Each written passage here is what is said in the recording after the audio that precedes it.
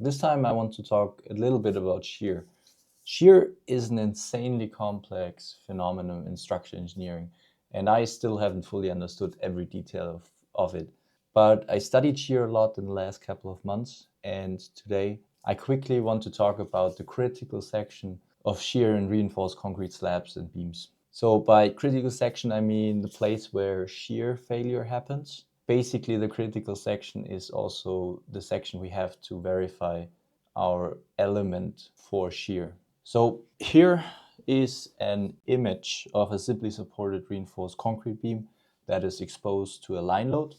And this beam has the following shear force diagram with the biggest shear forces at both supports.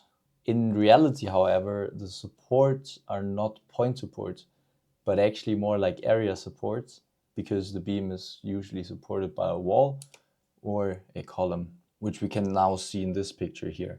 And we actually learned in a newsletter 3 weeks ago, if the shear force is too big, then the beam, the reinforced concrete beam, develops like a diagonal shear crack, which looks a bit like this. Approximately this diagonal crack has like an angle of 45 degrees. And this also means that actually the critical section is not at the support, but rather like with a distance of the height. This depends also again which rule of thumb you use, but one rule of thumb is that the critical section is with a distance of the height of the beam away from the support.